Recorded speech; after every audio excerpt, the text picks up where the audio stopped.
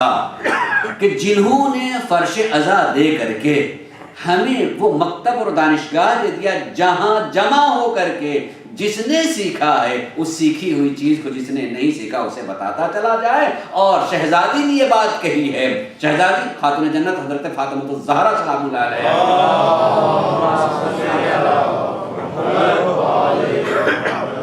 من کفل یتیمنا، جو بھی ہمارے یتیموں کی کفالت کرے گا ہم اس کی شفاعت کریں گے، ہم اس کی شفاعت کریں گے. کسی نے کہا کہ شہزادی ہم آپ کا صدقہ کھاتے ہیں، ہم بھلا کیسے آپ کے یتیموں کی مدد کریں گے؟ آپ کی مدد ہمارے شامل حال تو ہم جی رہے ہیں، نہیں کہ ہم آپ کے یتیموں کی جو ہے کیسے؟ کہا ہمارے یتیم سے مراد ہمارے وہ چاہنے والے ہیں جو دل سے ہمیں چاہتے ہیں مگر ہمارے احکام سے واقف نہیں، جو ہمارے احکام کو نہ واقف نہ ہونے کی بنیاد پر وہ ہمارے یتیم ہیں.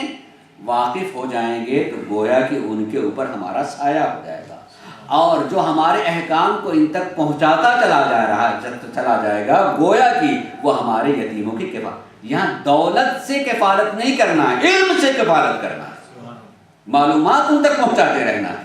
یہ وہ جگہ ہے جہاں، اور میں ابھی فکر کی بات کرتا ہوں اس کو چھوڑ دیا مگر میں ابھی عرض کرتا ہوں، میں ایک بات کو حضور جی یاد رکھیے گا. اس مجلس عزا میں جانتا ہوں مجھے 18 سال یہاں اس ملک میں رہتے ہوئے ہو گیا ہے، اس کے باوجود بھی کہا جاتا کہ بوڑھا طوطا عام طور سے زبان نہیں سیکھ سکتا.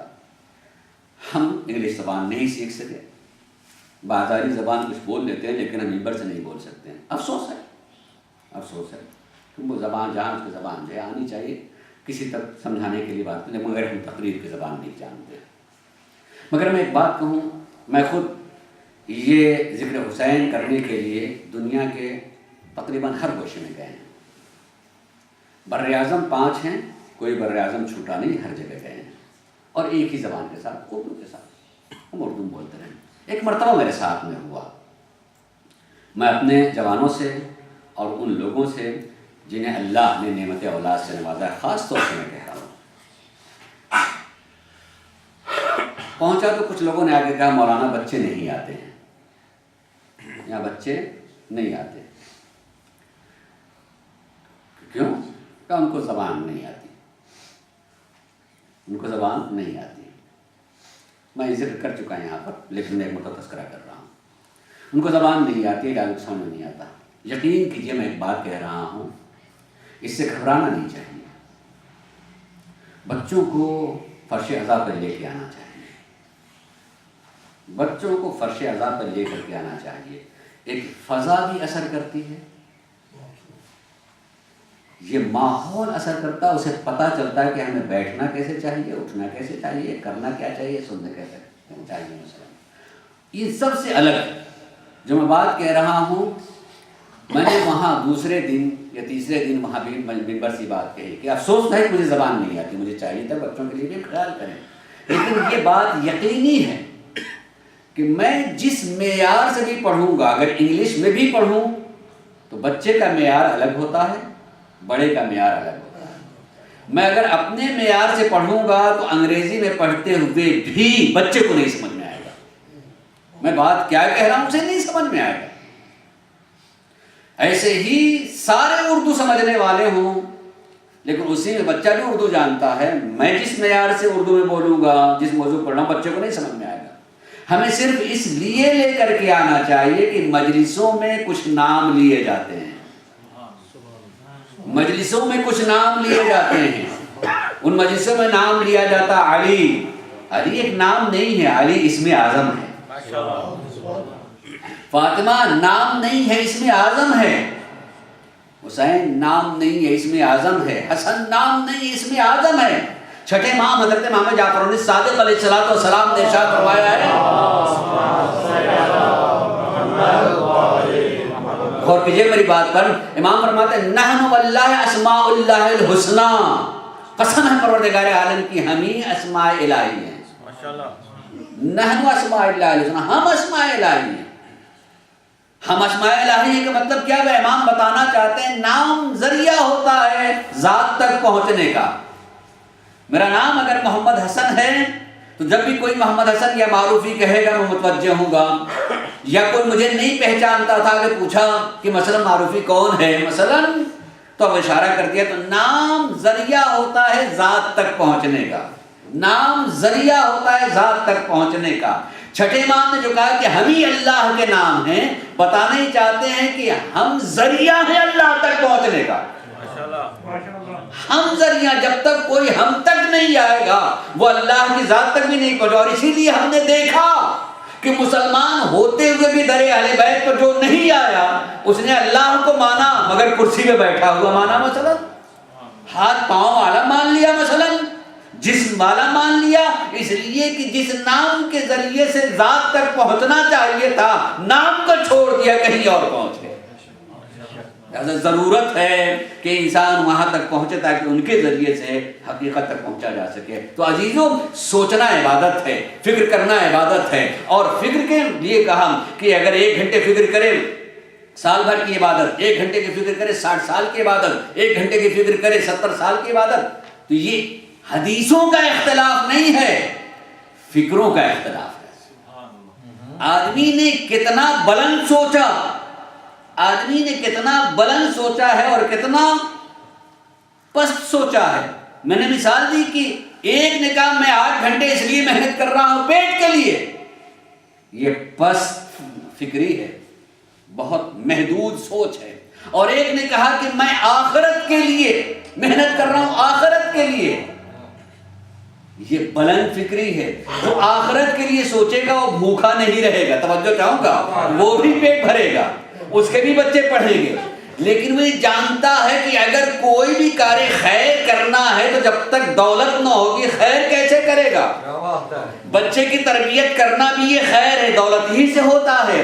بچے کو پالنا، میں اپنی بات کہوں، نبی کریم حضرت محمد مصطفیٰ صلی اللہ علیہ وآلہ وسلم،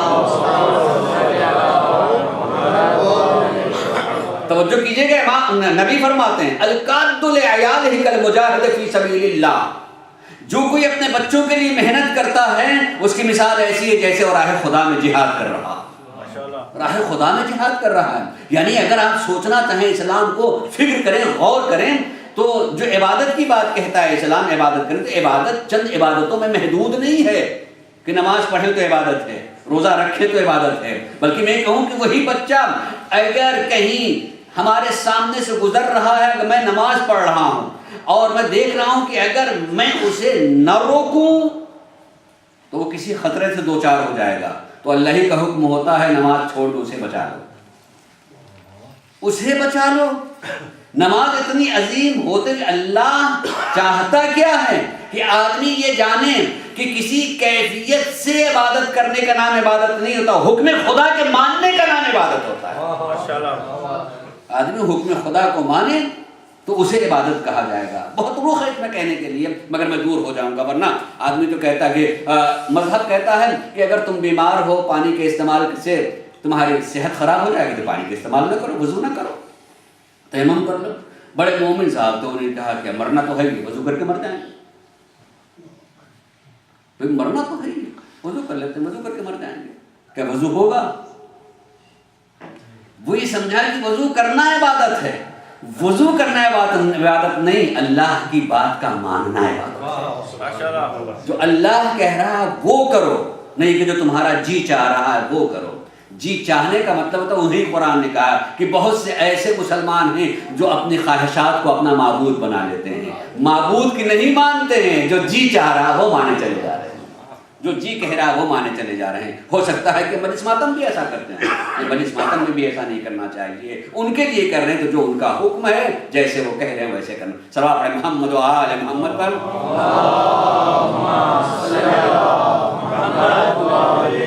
میں ترجمہ کروں، غور کر لیے آیت کا، اور اس پر میں جو بات کہنا چاہوں گا انشاءاللہ اگلے 8-9 دنوں میں۔ قرآن کریم کی سورہ نمبر 6 آیت نمبر 82، سورہ کا نام سورہ انعام۔ الذین آمنوا ولم یلبسوا ایمانہم بظلم اولئک لہم الامن وہم مہتدون۔ جو لوگ ایمان لائے اور ایمان لانے کے بعد انہی نے اپنے ایمان میں ظلم کو داخل نہیں ہونے دیا، اولئک لہم الامن، ایسے لوگوں کے لیے امن ہے، سکون ہے، اور ایسے ہی لوگ ہدایت یافتہ بھی. کتنی واضح قرآن بات کہہ رہا ہے, قرآن کتنی واضح بات کر رہا ہے, کتنی صاف ستھری بات کر رہا ہے, کہیں سے اس میں توضیح اور تفسیر کی ضرورت نہیں ہے. جو مومن ہیں اگر وہ اپنے ایمان میں ظلم کو داخل نہ کریں تو ان کے لیے سکون ہے اور امن ہے, اور وہی لوگ ہدایت یافتہ بھی ہیں. دنیا کا کون مسلمان ایسا نہیں ہے جو ان دو چیزوں کو نہ چاہتا. وہ سکون بھی چاہتا ہے اور آخرت کے اعتبار سے سند بھی چاہتا ہے کہ میں ہدایت یافتہ ہوں. اللہ مجھے سند دے کہ میں ہدایت یافتہ ہوں. اور اللہ نے دونوں چیز کے لیے کہہ دیا. اللہ کہہ رہا قرآن میں تم اگر سکون چاہتے ہو اور آخرت کے اعتبار سے یقین چاہتے ہو کہ تم ہدایت یافتہ ہو تو صرف تمہیں کسی سے پوچھنا نہیں ہے, اپنے ہی اندر جھانک کے دیکھنا ہے کہ کہیں میرے ایمان میں ظلم تو داخل نہیں ہو رہا. بات سمجھ میں آ رہی ہے؟ کہیں تمہارے ایمان میں ظلم تو داخل نہیں ہوا. تو مسئلہ یہ ہے کہ آدمی ایمان کو بھی جانے اور ظلم کو بھی جانے, تب تو پتہ چلے گا کہ ایمان میں کہیں سے ظلم داخل ہوا کہ نہیں ہوا. ایمان کسے کہیں گے, ظلم کسے کہا جائے گا, کیسا آدمی ہو تو اسے ایمان کہا جائے گا. قرآن پڑھیے سورہ نساء کی آیت نمبر 136, توجہ چاہوں اس پر غور کیجیے. سورہ نساء کی آیت نمبر 136 اللہ کا ارشاد ہوتا ہے یا ایھا الذین آمنوا آمنوا باللہ ورسولہ. مومنوں اللہ اور رسول پر ایمان لاؤ. لہجے پر غور کیجیے گا ذرا سا. اگر میں تیز بولنے لگوں مجھے میرے بچے جو ہیں بتا دیں گے کہ مولانا آپ تیز بولتے ہیں, آپ کی بات آپ کی اردو سمجھ میں نہیں آتی ہے. میں اگر ٹائم لے رہا ہوں تو میں دھیرے دھیرے بھی بول کر کے سمجھا سکتا ہوں. میں نے جو ہے یہ عہد کیا کہ میں بولتا اتنا نہیں ہوں جتنی دیر تک آپ کی توجہ رہے. اگر آپ محسوس کر لیتا ہے, آدمی محسوس کرتا ہے, مجھے گھڑی دیکھنے کی ضرورت نہیں ہوتی. آدمی کے چہرے خود گھڑی ہوتے ہیں, معلوم چل جاتا ہے کہ مطلب کہ وہ کسی بنیاد پر جو ہے تھک رہے ہیں, چاہے نہ سمجھنے کی بنیاد پر یا یہ کہ میں ان کی سطح سے یا تو بہت زیادہ اونچا بول رہا ہوں یا بہت زیادہ نیچا بول رہا ہوں. بہت سارے لوگ پڑھے لکھے ہوتے ہیں, وہ اس لیے بھی سر جھکائے ہوتے ہیں کہ بالکل سطحی باتیں کر رہے ہیں, اسے ہم جانتے ہیں. یا بہت سے لوگ ہوتے ہیں نہیں ان کی سطح سے اونچی جا رہی ہے بات, اس لیے بھی. لیکن میں یہ نہیں کہوں گا کہ آپ میری بات پر داد دیجئے. میں داد لفظوں کی نہیں چاہتا. اگر کہیں خود جن کے لیے میں نے بات کی ان سے بات کرنے لگے آپ کہ ہاں آقا آپ نے جو باتیں پہنچائی تھیں آج میں کسی سن کر کے اس کو سمجھا ہے, یہ کافی ہے. یہ آپ کے لیے کافی ہے اور میرے لیے بھی کافی. صلی اللہ علیہ محمد و آل محمد.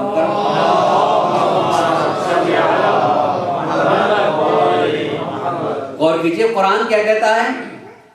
اچھا میں اس آیت کو ترجمہ کرنے سے پہلے ایک بات کہہ دوں. قسم ہے پروردگار عالم کی, قرآن ہم سے گفتگو کرتا ہے. سبحان اللہ, سبحان اللہ. قرآن بات کرتا ہے. قرآن اپنے قاری سے پڑھنے والے کو فوراً اپنی طرف متوجہ کر دیتا ہے, متوجہ کر کے اسی سے گفتگو کرتا ہے, اسی سے باتیں کرتا ہے. آپ ترجمے والا قرآن لیجیے, چند آیتیں پڑھیے اور پھر چونکہ عربی ہماری اور آپ کی زبان نہیں ہے, ترجمہ اپنی زبان پڑھیے. لگے قرآن مجھ سے کہہ رہا ہے, مجھ سے بات کر رہا ہے. مثلا قرآن کبھی ڈانٹتا ہے, کبھی پیار سے گفتگو کرتا ہے, کبھی سمجھاتا ہے, کبھی ڈانٹ دیتا ہے. مثلا قرآن کہتا ہے لِمَ تَقُولُونَ مَا لَا تَفْعَلُونَ, تم وہ بولتے ہی کیوں جو کرتے نہیں. ڈانٹا قرآن نے, قرآن ڈانٹ رہا ہے. لِمَ تَقُولُونَ مَا لَا تَفْعَلُونَ, تم وہ کیوں بولتے ہو جو کرتے نہیں. اگر تم میرے ہو تو تمہاری زبان اور عمل میں یکسانیت ہونی چاہیے. ڈانٹ کے وہ لے کر کے آنا چاہیے. یا ایھا الذین آمنوا آمنوا باللہ ورسولہ. یہ میرا ترجمہ نہیں, ایک بزرگوار نے بڑا